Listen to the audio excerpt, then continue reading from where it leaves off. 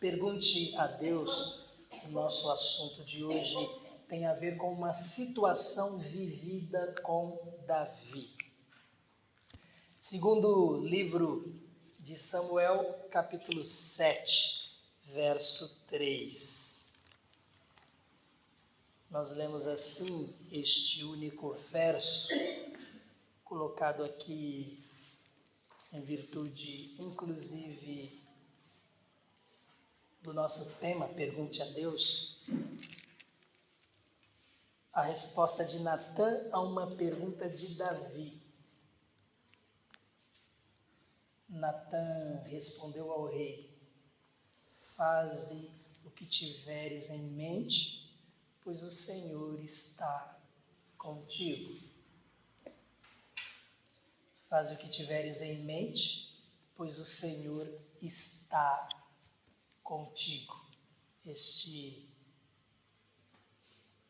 é o verso que nós vamos refletir para sabermos se o profeta Natã respondeu ao rei de forma correta ou não. A partir da circunstância que nós teremos aqui, nós vamos chegar à conclusão de que é necessário perguntar a Deus tudo. Parece límpido, parece claro, de repente é claro, certamente esta é a vontade de Deus, e nós vamos e fazemos sem consultá-lo. Esta é a situação aqui. Mas precisamos levar tudo a Deus em oração. É comum ouvirmos, senti o desejo no coração, senti no coração que deveria, senti que o Senhor deseja que eu faça isso ou aquilo. Mas na circunstância que nós vamos analisar hoje na Palavra de Deus, nós vamos entender que precisamos buscar a orientação de Deus em tudo. E uma pergunta que eu nunca faço: o que significa tudo?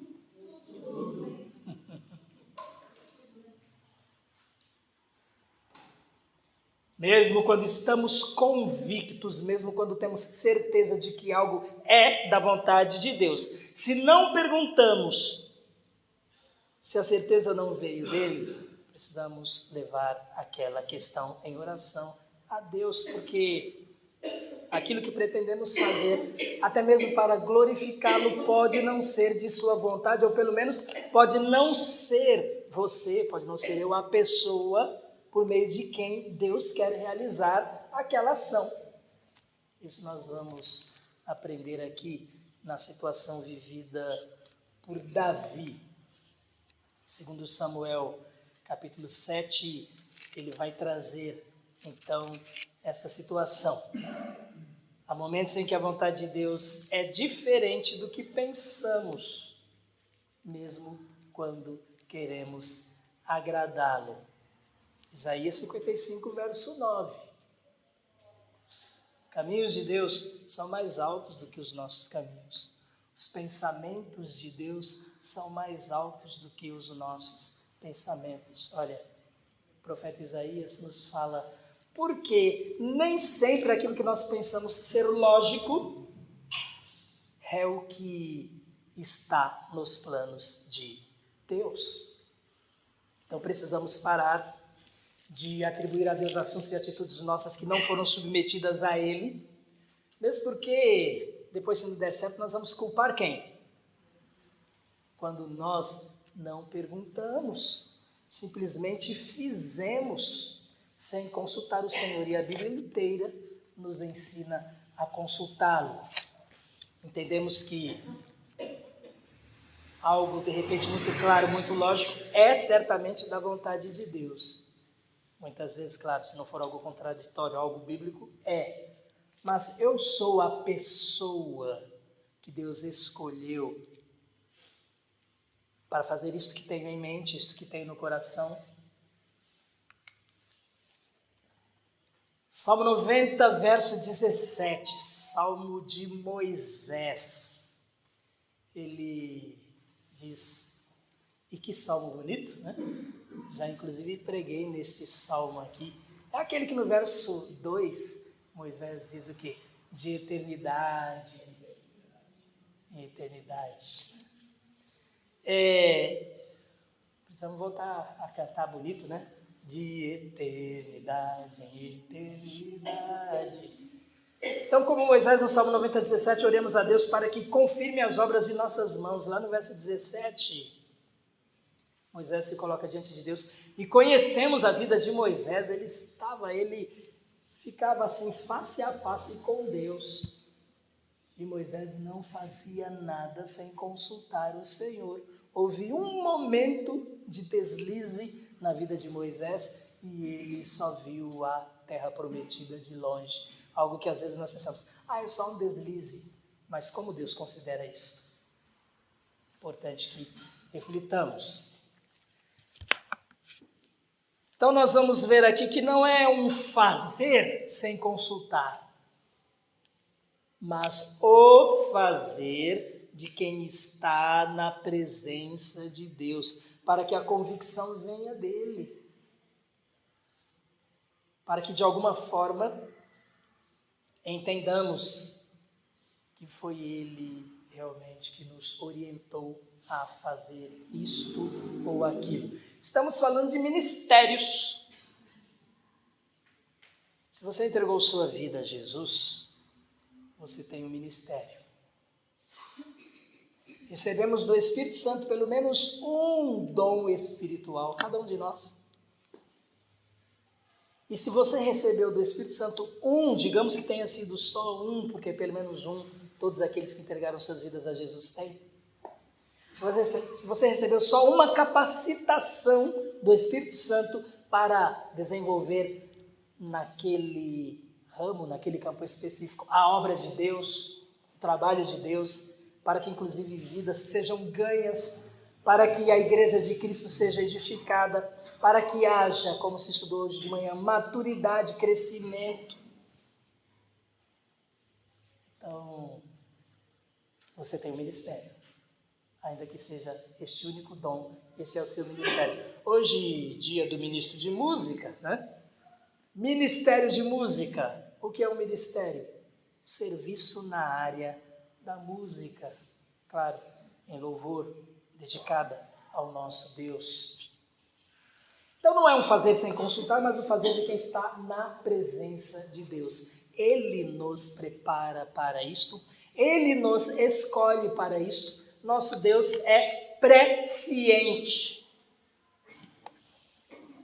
E Ele planejou, Ele tem propósito para a sua vida. E este propósito antes do seu nascimento, porque Ele é presciente. Deus nos conheceu antes do nosso nascimento. Ele é onisciente, sabe de todas as coisas, sabe das nossas intenções.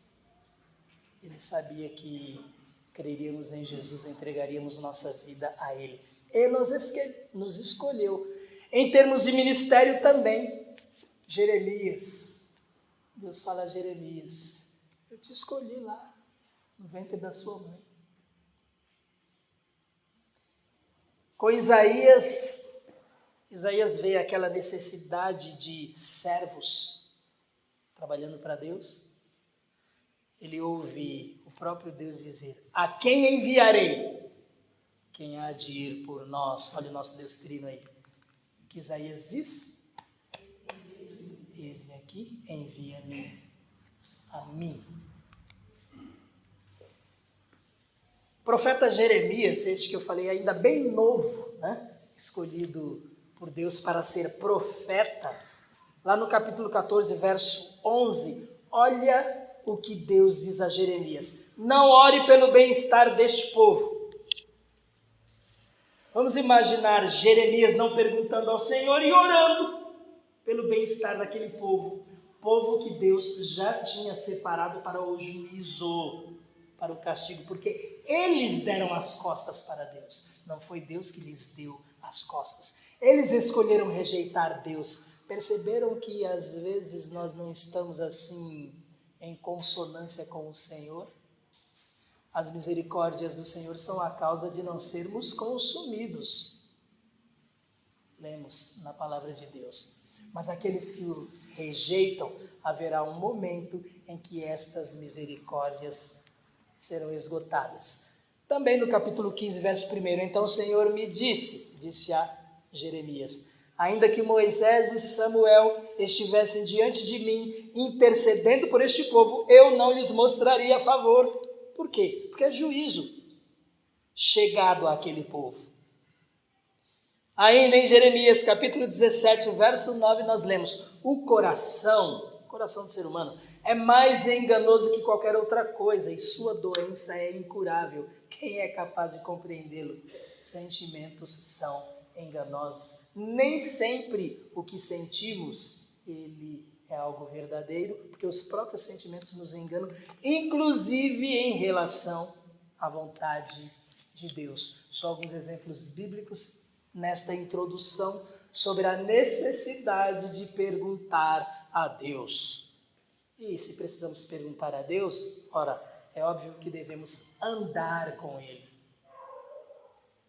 ter dele a orientação para o que devemos e não devemos fazer, o que devemos ou não devemos falar,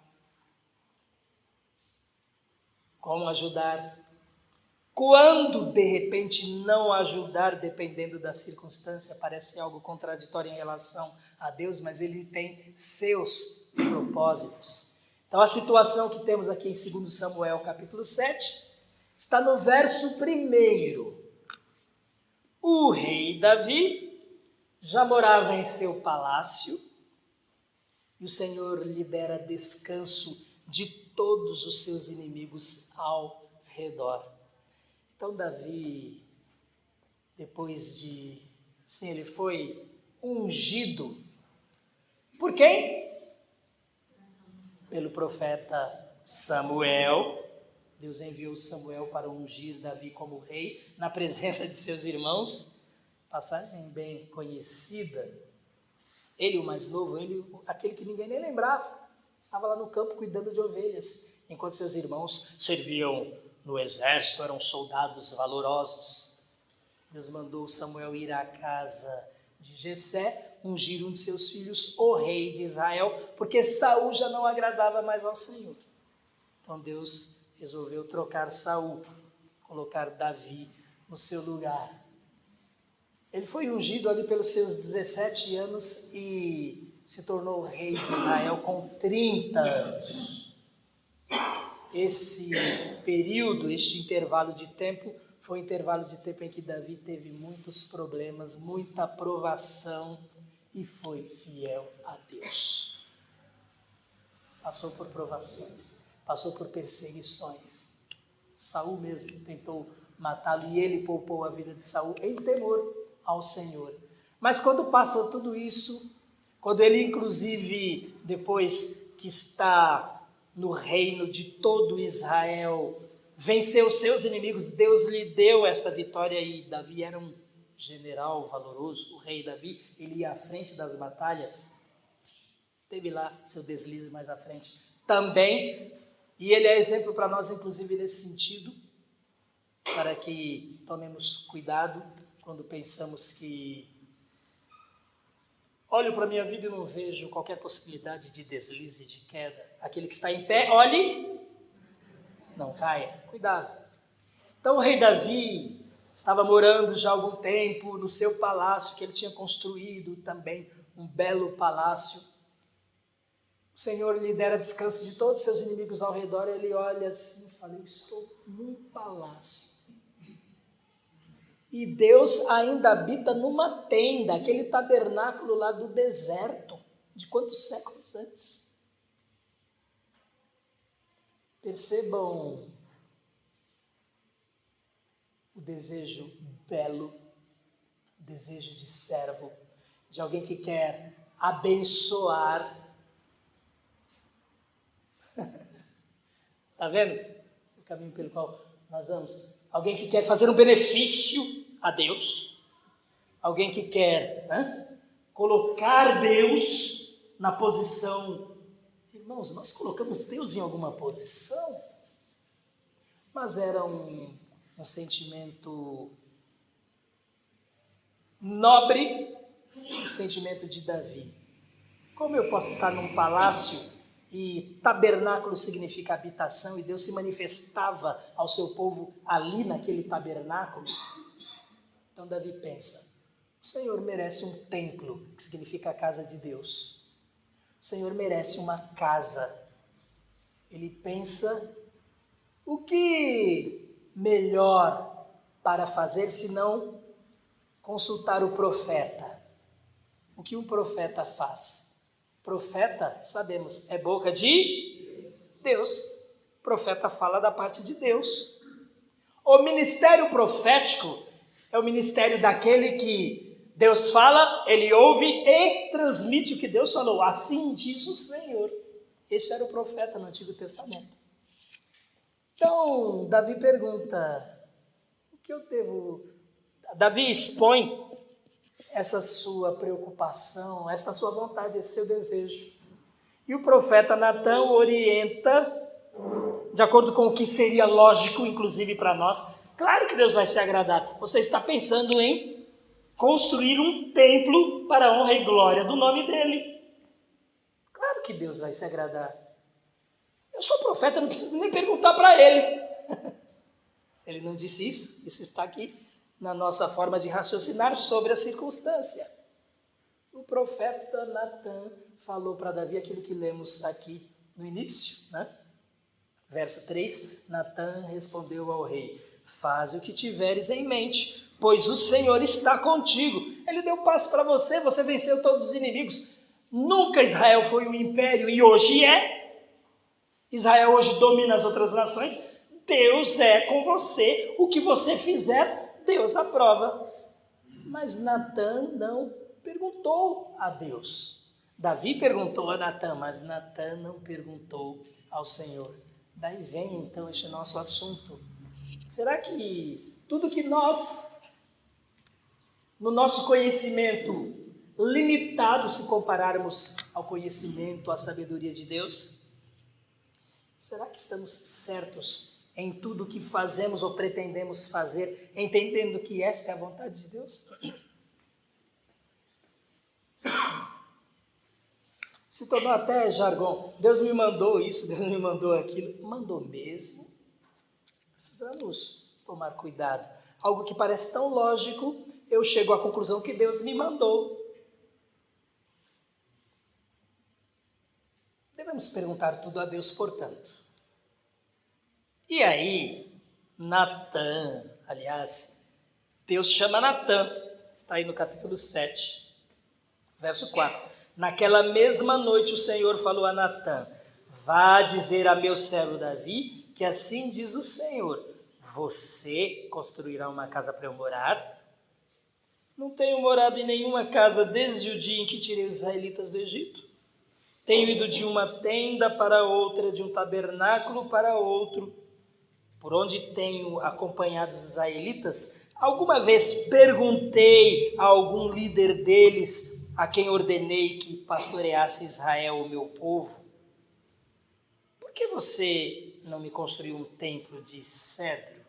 Então, Deus manda essa resposta a Davi.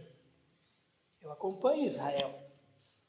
Eu acompanho Israel através de juízes, de profetas que eu levantei, mas ordenei a algum desses líderes, ou perguntei a algum deles, por que você não me construiu um templo de cedro? Cobrei isso de alguém?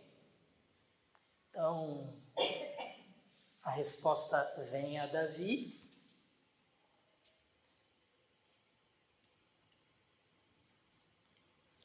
E Deus, junto com essa resposta, ele fala uma série de coisas a Davi. Davi, eu fiz tanto por você e olha, faria muito mais. Mas sabe qual é o seu ministério, Davi? Você, eu escolhi para ser o soberano de Israel. Ungir, né? O ungido do Senhor significa o escolhido do Senhor, escolhido de Deus. E Deus escolheu Davi para ser rei de Israel.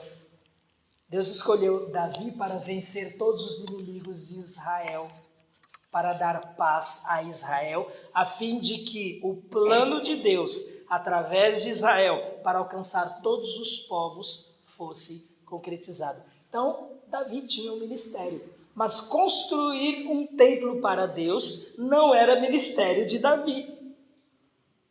Deus não chamou Davi para lhe construir um templo. Isso significa que um templo não seria construído? Seria, mas não por Davi. Então, nesse verso 7, Deus fala para Davi, olha, até aqui, eu não devo ter um templo. Até aqui foi necessário que as coisas acontecessem dessa forma. Então, para que Davi foi chamado por Deus? Que ministério Deus lhe deu? Verso 8, aqui do capítulo 7, 2 Samuel. Para ser o soberano de Israel, o meu povo. É isso que Deus diz. E lá no verso 10 ele diz, providenciarei um lugar para Israel, o meu povo, e os plantarei lá neste lugar que eu vou providenciar, ou que eu providenciei, para que tenham seu próprio lar e não mais sejam incomodados. Povos ímpios não mais o oprimirão como fizeram no início, quando eles entraram na terra, quando Deus levantou juízes para defender Israel. O rei Davi foi levantado por Deus para dar esta paz a Israel. Este era o ministério de Davi. Davi ficou sabendo da parte de Deus porque ele foi escolhido. Ou, vamos falar diferente, para que ele foi escolhido? São duas perguntas interessantes. Para que Deus escolheu Davi? Para tornar Israel uma nação poderosa. Claro, sempre na instrumentalidade de Deus. A outra pergunta, por que Deus escolheu Davi? É muito interessante. É porque Davi amava o Senhor. É porque Davi era servo do Senhor. Davi se dedicava ao Senhor. Deus manda Samuel até a casa de Jessé. Nenhum dos irmãos de Davi, maiores, mais altos, mais musculosos, nenhum deles servia. Por que Deus fala a Samuel? Samuel, eu não olho a aparência. Eu olho o coração. Para que Davi foi escolhido? Para ser o soberano de Israel, para ser o rei de Israel. Por que Davi foi escolhido? Porque era um servo submisso, um servo fiel, um servo obediente, um servo que se alegrava em estar na presença de Deus. Podemos ir assim, pensando cada um em relação a si mesmo. Pergunte, para que Deus te chamou? Para que Deus te chamou? Todos nós temos pelo menos um ministério, um dom espiritual. O porquê também é importante. Eu continuo atendendo a expectativa de Deus em relação ao chamado para servi-lo.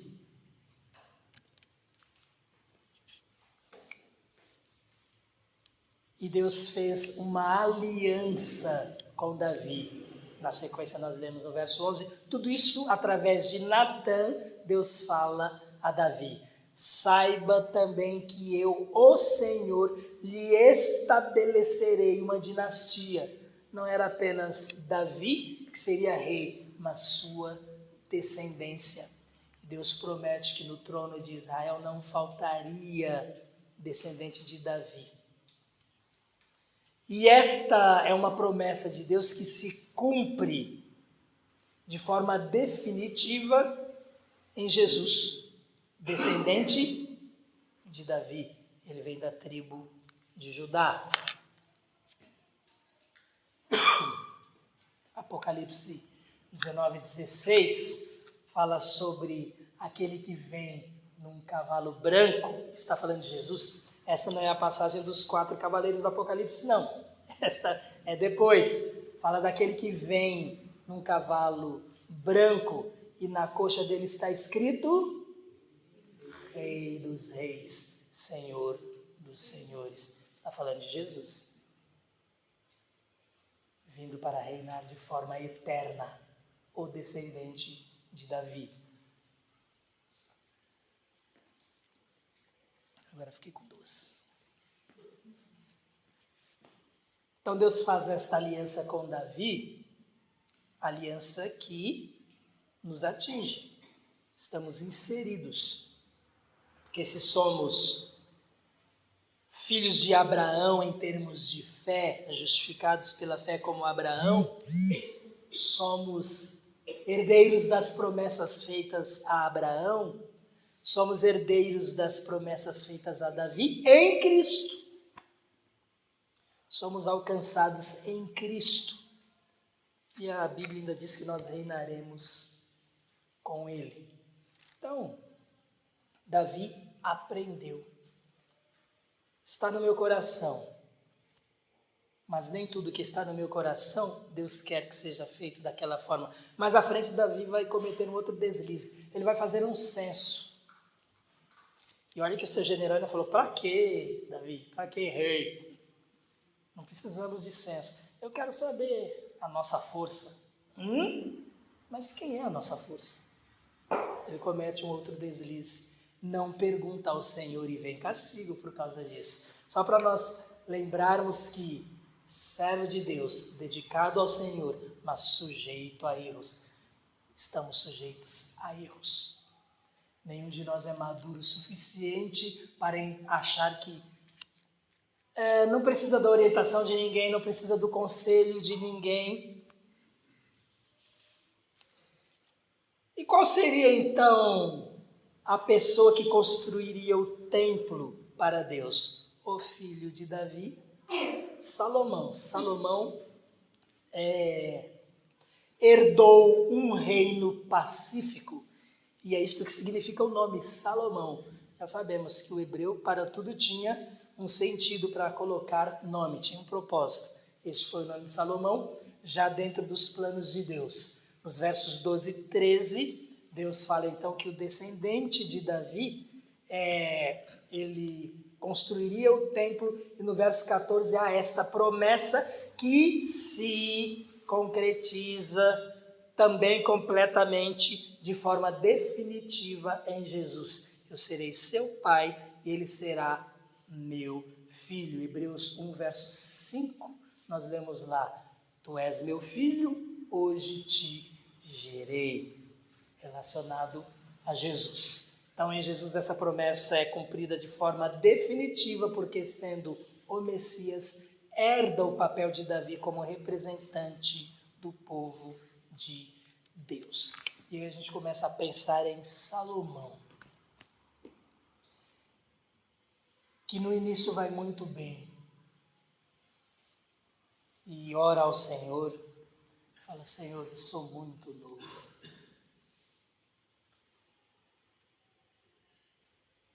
Deus fala para ele, me pede o que você quiser. Ele podia ter pedido riquezas, fama, muita coisa. Fala, eu sou muito novo, eu preciso de sabedoria. Meu pai está deixando todo esse império para eu governar. Eu preciso de sabedoria. Deus se alegrou dessa escolha, dessa resposta de Salomão. Deu a ele sabedoria, mas juntamente com a sabedoria deu também riqueza, poder. E o que Salomão fez com a riqueza e o poder? Ele esqueceu a sabedoria. E Salomão também nos ensina, temos um ministério, precisamos servir ao Senhor, naquilo que Ele nos chamou, naquilo que Ele cobra de você em relação ao reino de Deus, em relação ao corpo de Cristo. Temos um chamado de Deus, todos temos. Mas Salomão também na sua vida nos alerta para o fato de que às vezes nós podemos ser contemplados por tão boas coisas até da parte de Deus, ou de repente o mundo passa na nossa vida a produzir maior atração do que as coisas de Deus, do que o ministério de Deus. E aí, aqueles que não estavam de manhã não vão ter essa aula, não vai dar para repetir, não está gravado nem na internet, né? Mas uma coisa é queda, outra coisa é apostasia. E aqui estamos falando de queda, não de apostasia. Porque aquele que cai tem oportunidade de se arrepender e voltar. Bem, Salomão também nos alerta. Davi então ouve Natã, reflete sobre tudo que Deus lhe falou. Talvez nós ficássemos decepcionados com Deus. Já ficou decepcionado com Deus? Nós ficamos. Porque os pensamentos de Deus estão acima dos nossos pensamentos. Os caminhos de Deus são mais altos do que os nossos caminhos. Então nós nos decepcionamos sim, porque não entendemos. Davi poderia ter se decepcionado, mas Davi, na verdade, viu o quanto Deus estava sendo misericordioso, bom com ele. Então o rei Davi entrou no tabernáculo, verso 18, assentou-se diante do Senhor e orou: quem sou eu? Quem é minha família? Olha aquela posição de humildade, aquela posição de servo, que ama o único e verdadeiro Deus. Já se colocou assim, de forma humilde na presença de Deus, para agradecer tudo que Deus já fez por você e faz. Já comparou a sua vida com a vida de tantas outras pessoas que clamam por misericórdia, enquanto você, em vários aspectos, é abençoado, é feliz da parte de Deus. E olhando para você, como Davi diria: quem sou eu para ser contemplado por tão grande misericórdia? E além de olhar para mim, ainda olha para a minha descendência. E aí, Davi olha para si e vê que é falho. Ama ao Senhor, mas é falho. Ele pensa: e meus descendentes? Não posso responder por eles. E Davi ora por sua descendência. Se coloca diante de Deus em humildade, reconhece a grandeza do Senhor. Ali no verso 22, Davi diz: quão grande és tu, ó soberano Senhor!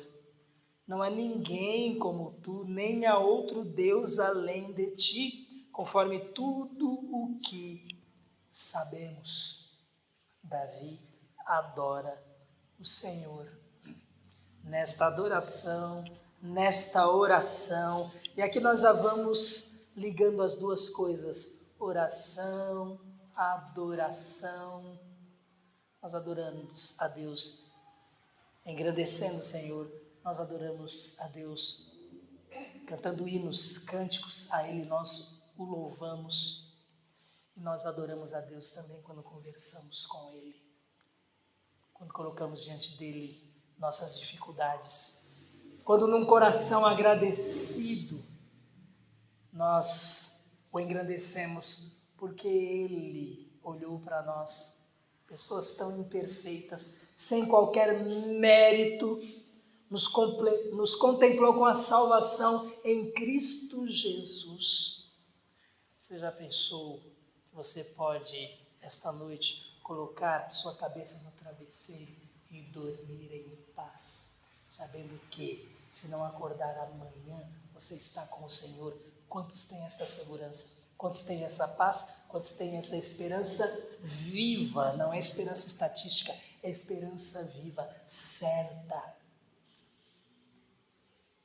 Esquecendo, inclusive, as questões temporais, as questões materiais, as questões físicas. Deus fez isto por nós. Seu Filho pagou pelos nossos pecados. Quem sou eu para Jesus pagar pelos meus pecados? Mas qual é a minha resposta? Minha resposta? Adoração.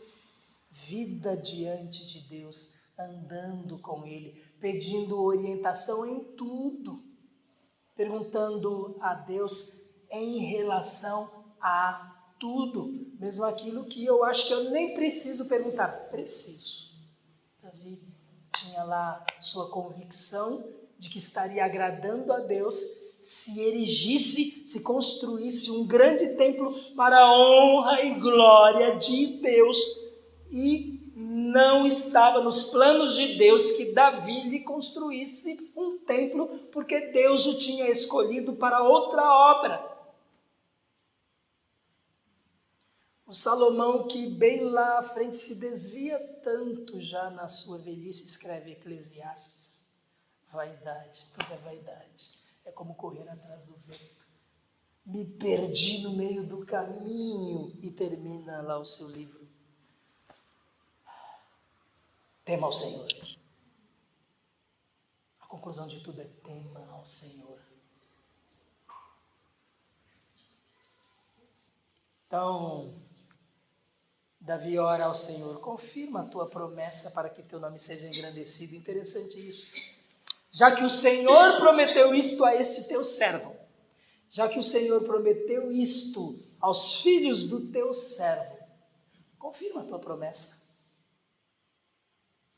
Confirma a tua promessa, não para que eu seja grande, confirma a tua promessa, não para que minha dinastia fique na história, mas confirma a tua promessa para que o teu nome seja engrandecido. Para que o Senhor seja honrado, para que o Senhor seja louvado, para que o Senhor seja adorado. Irmãos, hoje a Igreja de Cristo está reunida aqui, adorando e engrandecendo o nome do Senhor, porque Ele levantou Davi para dar a Israel uma estabilidade e da sua descendência trazer Jesus para a nossa salvação. E Deus é engrandecido.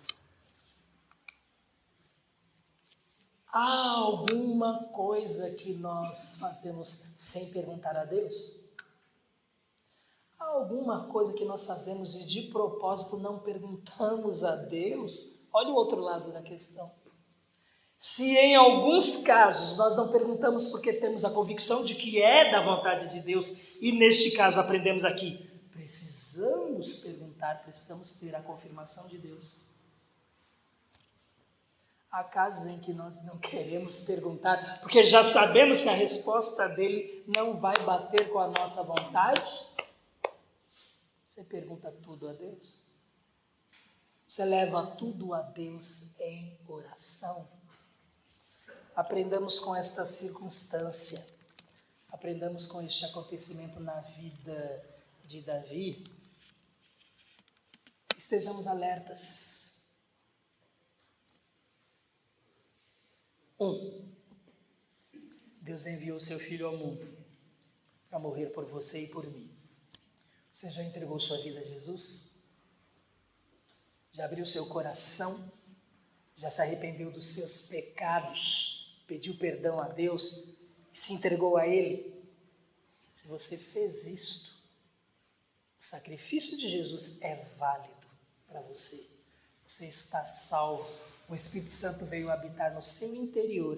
E no momento em que isso aconteceu, Deus te contemplou com capacitação para realizar alguma coisa no reino dele. É isso que nós estamos chamando aqui de ministério. Se você ainda não tomou essa decisão, você precisa tomar, porque senão você vai colocar a cabeça no travesseiro e vai pensar: e se eu partir para a eternidade sem ter feito isso? A Bíblia também fala sobre isso. Castigo eterno, perdição eterna. Lemos alguns versos ali, onde Deus já tinha definido que aqueles estavam destinados à perdição porque o rejeitaram. Então esta é a primeira questão, o primeiro ponto: entregar a vida a Jesus. Segunda situação: você já entregou sua vida a Jesus. Você é servo, é serva de Jesus Cristo. Você foi feita filho, filha de Deus, porque o Espírito Santo de Deus regenerou você, gerou nova vida, você nasceu de novo, por isso é filho de Deus. Não está na condição daqueles que caíram, mas daqueles que foram reconciliados com Deus. Se você já é servo de Deus, se você já é filho de Deus, nesses termos bíblicos em que explicamos, você tem um ministério. A partir do momento em que você entregou sua vida a Jesus, você anda com Ele. Intimidade.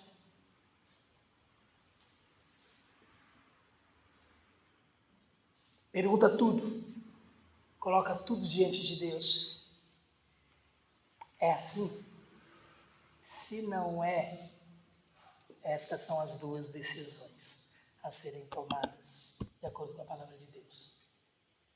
Primeira, para, porventura, quem esteja aqui conosco que ainda não se entregou a Jesus. Precisa se entregar. A segunda, aqueles que já caminhamos com Cristo. Caminhamos com Cristo? Entenderam a pergunta? Caminhamos mesmo? Ou estamos negligenciando este caminhar? Servimos ao Senhor? Celebrai com júbilo ao Senhor. Salmo 100. Todos os moradores da terra. Servi ao Senhor com alegria. Apresentai-vos a Ele. Sabei que o Senhor...